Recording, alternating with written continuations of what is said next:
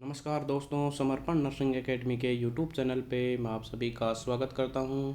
दोस्तों, अगर आप हमारे चैनल पे नए हैं, पहली बार हमारा चैनल देख रहे हैं तो प्लीज़ हमारे चैनल को लाइक करें, सब्सक्राइब करें और बेल आइकन ज़रूर प्रेस करें ताकि आने वाले सभी वीडियोज़ का नोटिफिकेशन आपको मिलता रहे। नॉरसेट 2021 की प्रिपरेशन में दोस्तों हम बात कर रहे थे CHN मतलब चाइल्ड हेल्थ नर्सिंग की, और अभी तक हमने चाइल्ड हेल्थ नर्सिंग के ग्रोथ एंड डेवलपमेंट के क्वेश्चंस को हटा के अभी तक 75 क्वेश्चंस हमने सोल्व कर लिए हैं, उन पे डिस्कशन कर लिया है जो कि प्रीवियस नर्स एग्ज़ाम में पूछे गए हैं। तो आइए आज का सेशन हम शुरुआत करते हैं क्वेश्चन नंबर 76 के साथ में। हाइपरटोनिसिटी मतलब टोन ज़्यादा हो जाए, hypertonicity and scissoring leg movement are expected clinical findings in. तो ये एक्सपेक्टेड क्लिनिकल फाइंडिंग्स किसका एक्सपेक्टेड क्लिनिकल फाइंडिंग्स हैं? Hypertonicity and scissoring leg. तो ऑप्शंस दिया है autism, cerebral palsy, mental retardation and schizophrenia. तो ये दोस्तों यहाँ पे जो करेक्ट ऑप्शन है वो रहेगा ऑप्शन बी। सेरिब्रल पाल्सी के ये कुछ करेक्टरिस्टिक सिम्टम है या एक्सपेक्टेड क्लिनिकल सिम्टम्स हैं हाइपरटोनिसिटी एंड सीजरिंग लेग्स। तो यहाँ पे बी ऑप्शन करेक्ट रहेगा। इसके अलावा बहुत सारे सिम्टम्स होते हैं सेरिब्रल पाल्सी के, तो मैं आपको बता देता हूँ एक बार। Clinical feature of cerebral palsy are symmetric movements, asymmetric movements. जैसे सीजरिंग लेग मतलब सीजर जैसा होता है, जैसे क्रॉसिंग लेग्स होती है इस टाइप से, जैसे scissoring legs. Abnormal posturing, abnormal posturing होना, ऑफिस तो टोनस बोलते हैं इसको, एबनॉर्मल पोस्चरिंग को। And irritability, crying, feeding difficulties, high pitch cry, poor head control and persistent primitive infantile reflex. तो ये सब जो हैं ये सेरिब्रल पाल्सी, एक बच्चे के सेरिब्रल पाल्सी के क्लिनिकल फीचर्स हैं। तो इनमें हाइपरटोनिसिटी एंड सीजरिंग लेग किसके हैं? सेरिब्रल पाल्सी के सिम्टम्स है। तो यहाँ पे करेक्ट ऑप्शन बी रहेगा। अगला क्वेश्चन है the pupil of a child with a head injury are dilated and react sluggishly, this is indicative of. जो प्यूपिल्स है एक बच्चे का और हेड इंजरी में वो डायलेटेड है प्यूपिल्स, और रिएक्ट जो है वो स्लैगिसली कर रहे हैं, मतलब बहुत ही स्लो तरीके से रिएक्ट कर रहे हैं। तो ये किसके इंडिकेशन है? तो यहाँ पे जो है करेक्ट ऑप्शन है दोस्तों वो रहेगा option D, damage to parasympathetic system. Parasympathetic system के डैमेज होने पर क्या होगा? पीपल्स का डायलेशन होगा और जो उनका रिएक्शन है वो बिल्कुल स्लैगिश होगा या स्लो होगा। तो यहाँ पे डी ऑप्शन करेक्ट रहेगा। तो डी ऑप्शन में पैरासिम्पेथेटिक क्या करता है? ये रिस्पॉन्सिबल है किसके लिए? प्यूपिलरी कॉन्स्ट्रिक्शन के लिए। पैरासिम्पेथेटिक जो सिस्टम है वो पीपल कॉन्स्ट्रिक्शन के लिए रेस्पॉन्सिबल है, लेकिन अगर ये डैमेज हो गया तो इसका मतलब पीपल डायलेटेड हो गया और रिएक्शन जो है पीपल्स का वो बिल्कुल स्लैगलेसली हो रहा है। तो इसलिए यहाँ पे करेक्ट ऑप्शन डी रहेगा। While monitoring N unconscious child admitted with A history of fall. Monitor कर रही है एक नर्स अनकॉन्शियस चाइल्ड की, जो कि जिसकी हिस्ट्री है कि वो गिर गया था, फॉल हिस्ट्री है। Nurse notice that the child suddenly has a fixed and dilated people. और नर्स नोटिस कर रही है कि बच्चा सडनली डायलेटेड पीपल जो है वो फिक्स हैं। तो ये क्या इंडिकेट करता है? ठीक है, ये क्या इंडिकेट करता है? तो यहाँ पे ऑप्शन दिए हैं eye trauma, neuro surgical emergency, increase parasympathetic activity and indication of brain death. तो यहाँ पे जो करेक्ट ऑप्शन है वो है दोस्तों न्यूरो सर्जिकल इमरजेंसी। ये इंडिकेट करती है कि सडनली अगर उसकी पीपल डायलेटेड पीपल अगर फिक्स हो गए हैं तो ये, क्योंकि हिस्ट्री ऑफ फॉल है, फॉल हिस्ट्री है, तो हो सकता है उसके पीपल डायलेटेड रह गई अचानक से और एकदम फिक्स हो गई, तो ये न्यूरो सर्जिकल इमरजेंसी हो सकती है। तो यहाँ पे करेक्ट ऑप्शन जो है ऑप्शन बी रहेगा। ऑप्शन बी यहाँ पे करेक्ट ऑप्शन रहेगा। अगला जो क्वेश्चन है which of following congenital cardiovascular disorder. तो यहाँ पे कार्डियोवैस्कुलर जो न्यूरोलॉजिकल डिसऑर्डर्स हैं या नर्वस सेंट्रल नर्वस सिस्टम से रिलेटेड जो डिसऑर्डर थे वो कंप्लीट हुए, और अब जो है क्वेश्चन वो आ रहा है कार्डियोवैस्कुलर डिसऑर्डर से। तो देखिए which of the following congenital cardiovascular disorder is considered as acyanotic. तो दोस्तों हम जानते हैं कि जो कंजेनाइटल हार्ट डिजीज है या उनको दो भागों में अपन ने डिवाइड किया है। एक तो होता है साइनोटिक और एक होता है एसाइनोटिक। ठीक है, एक साइनोटिक होता है और एक एसाइनोटिक होता है। तो यहाँ पे पूछा है कि कौन कौन सा डिसऑर्डर है जो साइनोटिक हैं और कौन से डिसऑर्डर्स हैं वो एसाइनोटिक है। तो यहाँ पे पूछा है कि एसाइनोटिक कौन सा डिसऑर्डर है नीचे दिए गए ऑप्शंस में से। तो देखिए, पहला ऑप्शन है tricuspid atresia, tetralogy Fallot, truncus arteriosus and patent ductus arteriosus. तो यहाँ पे जो करेक्ट ऑप्शन है दोस्तों वो है पेटेंट डक्टस आर्टेरियोसस, जो है वो acyanotic heart congenital heart disease में इंक्लूड करते हैं। तो मैं एक ब्रीफली आपको बता देता हूँ कि कौन कौन से साइनोटिक होते हैं और कौन कौन से एसाइनोटिक होते हैं। क्या है साइनोटिक एसाइनोटिक? ये कंजेनाइटल कार्डियोवैस्कुलर या कंजेनाइटल हार्ट डिजीज है जिनको दो भागों में डिवाइड किया है। एक होता है साइनोटिक और एक होता है एसाइनोटिक। ठीक है, तो कौन कौन से डिसऑर्डर हैं जो साइनोटिक हैं और कौन से एसाइनोटिक है? तो यहाँ पे एसाइनोटिक का एक एग्जांपल है पेटेंट डक्टस आर्टेरियोसस। इसके अलावा एसाइनोटिक के जो है उसको भी अपन देख लेते हैं। इसके अलावा कौन कौन से होते हैं, देखिए देखिए कौन से हैं एसाइनोटिक डिफेक्ट्स में, कौन कौन से हैं? Atrial and ventricular septal defect, atrium और वेंट्रिकुलर सेप्टम डिफेक्ट है तो वो एसाइनोटिक है। इसके अलावा कोरेक्टेशन ऑफ द ओर्टा, ओर्टा का कोरेक्टेशन है या नैरोविंग है। इसके अलावा पेटेंट डक्टस आर्टेरियोसस, ये सब क्या है? एसाइनोटिक कंजेनाइटल हार्ट डिजीज या कंजेनाइटल कार्डियोवैस्कुलर डिसऑर्डर। और साइनोटिक कौन से होते हैं? साइनोटिक डिफेक्ट्स में क्या क्या होता है? टेट्रालॉजी ऑफ फैलोट, यानी कि ये साइनोटिक है। इसके अलावा ट्रांसपोजिशन ऑफ ग्रेट वेसल्स का ट्रांसपोजिशन होना। एंड इसके अलावा ट्राइकस्पिड एट्रेसिया, ट्राइकस्पिड जो है अट्रेसिया, ये भी क्या है? साइनोटिक है। ये क्या है? Cyanotic, tricuspid atresia. इसके अलावा जो है साइनोटिक अट्रेसिया एंड इसके अलावा होता है हाइपोप्लास्टिक लेफ्ट हार्ट सिंड्रोम।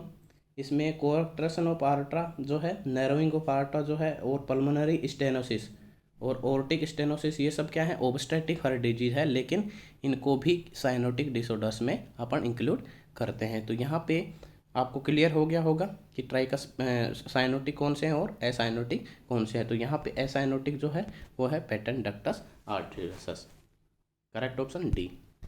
अगला क्वेश्चन है विच of the these is not a congenital heart disease. नीचे दिए गए में से कौन सा कंजेनाइटल हार्ट डिजीज नहीं है? Atrial septum defect, tetralogy of Fallot, ischemic heart disease and tricuspid atresia. तो ट्राइकस्पिड एट्रेसिया भी कंजेनाइटल हार्ट डिजीज है।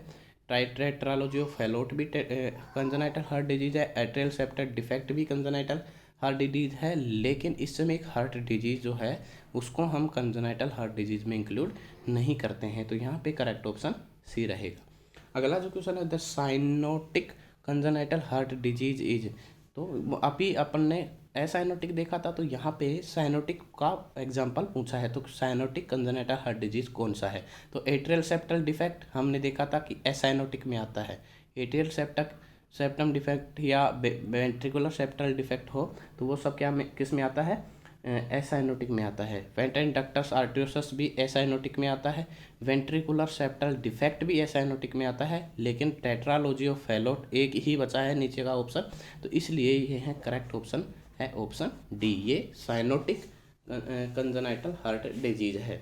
ठीक है, तो यहाँ पे डी ऑप्शन करेक्ट है। अगला जो क्वेश्चन है in the following which is a congenital cyanotic heart disease. नीचे दिए गए में से कौन सा कंजेनाइटल साइनोटिक हार्ट डिजीज है? एट्रियल सेप्टल डिफेक्ट हम जानते हैं एसाइनोटिक है।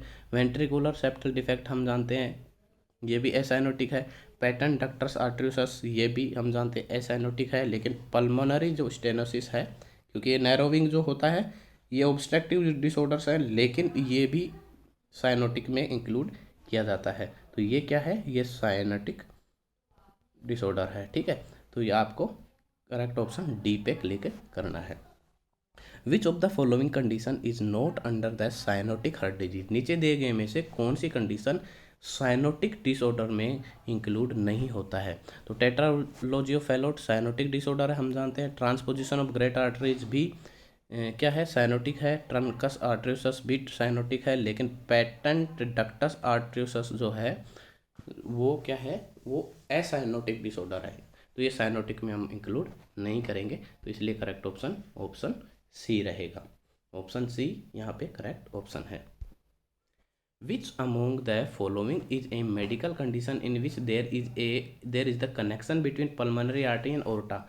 पल्मोनरी आर्टरी और ओर्टा के बीच में जो कनेक्शन है उसको क्या कहते हैं, ठीक है, उसको क्या कहते हैं। तो यहाँ पे पल्मोनरी आर्टरी और ओर्टा के बीच में जो कनेक्शन है उसको बोलते हैं पेटेंट डक्टस आर्टेरियोसस। उसको क्या बोलते हैं, patent ductus arteriosus. Correct option यहाँ पे ऑप्शन ए। तो दोस्तों ये फीटल सर्कुलेशन आप जब पढ़ोगे तो उसमें आपको अच्छे से क्लियर हो जाएगा कि कौन सा पेटेंट डक्टस आर्टेरियोसस है, कौन सा वेंट्रिकुलर सेप्टम है, कौन सा आर्टेरियल सेप्टम है, कौन सा ट्रांसपोजिशन ऑफ ग्रेट आर्टरीज है और कौन सा कोरेक्टेशन ऑफ ओर्टा है। तो ये सब आपको फीटल सर्कुलेशन में अच्छे से समझ में आएगा। लेकिन यहाँ पे अपन को देखना है क्वेश्चंस, तो अब हमने थ्योरेटिकल पोर्शन क्लियर है तो हम क्वेश्चन आसानी से क्लियर कर पाएंगे। तो यहाँ पे पल्मोनरी आर्टरी और ओर्टा के बीच में जो कनेक्शन है उसको पेटेंट डक्टस आर्टेरियोसस बोलते हैं। करेक्ट ऑप्शन जो है यहाँ पे ए है। अगला क्वेश्चन है, a 2 year old child has a congenital cardiac malformation. एक 2 साल का बच्चा है, उसको कंजेनाइटल मालफॉर्मेशन है, कार्डियक मालफॉर्मेशन है, that causes right to left shunting of blood through the heart.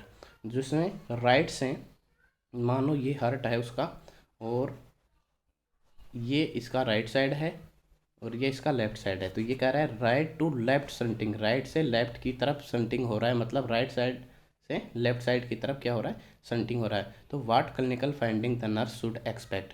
तो कौन सी क्लिनिकल फाइंडिंग्स जो है एक नर्स क्या करेगी, एक्सपेक्ट करेगी। तो नीचे दिए गए ऑप्शंस है, पहला ऑप्शन है प्रोटीन यूरिया, दूसरा ऑप्शन है पेरिफेरल एडिमा, तीसरा ऑप्शन है elevated haematocrit and fourth option है एब्सेंस ऑफ पेडल पल्स। तो दोस्तों यहाँ पे क्या होता है, राइट से लेफ्ट शंटिंग होती है तो इसमें साइनोसिस हो सकता है, क्योंकि हम जानते हैं कि राइट साइड में क्या है, डीऑक्सीजनेटेड ब्लड है। तो राइट से लेफ्ट की साइड जाएगा तो लेफ्ट साइड में भी क्या हो जाएगा, डीऑक्सीजनेटेड ब्लड हो जाएगा, तो इसकी वजह से साइनोसिस हो जाएगा। तो इससे क्या होगा, शंट जो है राइट से लेफ्ट बन रहा है और उससे क्या होगा, जो है पॉलीसीथेमिया हो जाएगा, मतलब हेमेटोक्रिट लेवल जो है बढ़ जाएगा, ठीक है। तो बढ़ जाने क्यों बढ़ जाएगा, क्योंकि साइनोसिस कंडीशन होगी, साइनोटिक कंडीशन होगी। इस कंडीशन में, ऐसी कंडीशन में जो है साइनोटिक कंडीशन में बॉडी जो है वो क्या करेगी, एक डिफेंस जो है, एक कंपनसेटरी मैकेनिज्म जो है वो वहाँ पे क्रिएट कर लेगी। क्योंकि हम जानते हैं राइट से लेफ्ट जा रहा है तो ब्लड मिक्सिंग हो रही है, ऑक्सीजनेटेड से डीऑक्सीजनेटेड मिक्स हो रहा है। तो ऐसी कंडीशन में ब्लड की विस्कोसिटी बढ़ जाएगी, ब्लड की विस्कोसिटी बढ़ जाएगी तो उससे ब्लड की जो सेल्स हैं, जो हेमेटोक्रिट लेवल है वो बढ़ जाएगा। और वो बढ़ जाएगा, वो किस किस किस कारण बढ़ जाएगा, क्योंकि बॉडी जो है वो कंपनसेटरी मैकेनिज्म वहाँ पे शो करेगी, इसकी वजह से जो सेल्स हैं वो बढ़ जाएंगी। तो यहाँ पे करेक्ट ऑप्शन जो है एलिवेटेड हेमेटोक्रिट, हेमेटोक्रिट जो है वैल्यू बढ़ जाएगी। तो यहाँ पे करेक्ट ऑप्शन सी रहेगा।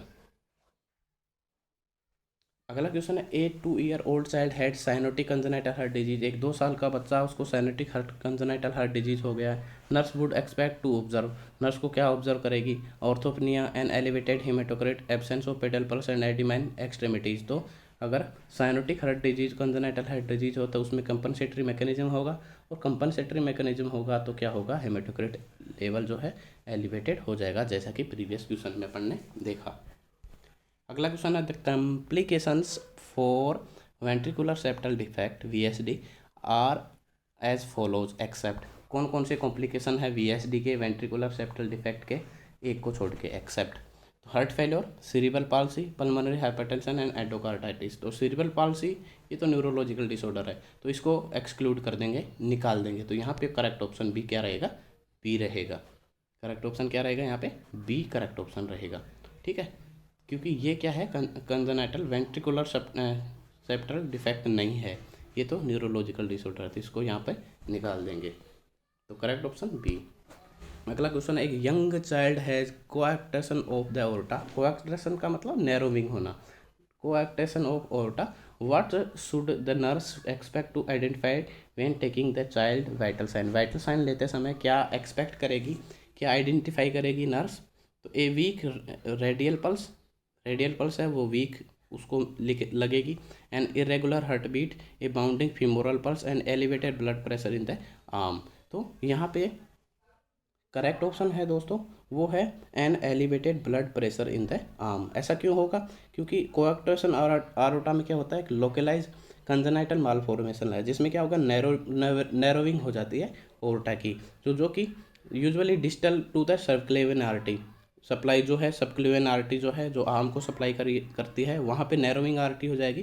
तो इससे उसका जो ब्लड प्रेशर है आर्म का वो बढ़ जाएगा। तो यहाँ पे करेक्ट ऑप्शन जो है ऑप्शन डी रहेगा। ऑप्शन डी यहाँ पे करेक्ट ऑप्शन रहेगा। अगला क्वेश्चन है, a 1 month old boy presents with failure to thrive के साथ प्रेजेंट हुआ है, and on examination he shows features of congestive heart failure, CHF congestive heart failure के क्या है फीचर शो कर रहा है। The femoral pulse are feeble, femoral pulse बहुत बारीक है, फीबल का बहुत बारीक है, as compare to the brachial pulses के कंपेरिजन में फीमोरल जो पल्स है उसकी बहुत ही फीबल है, बहुत बारीक है।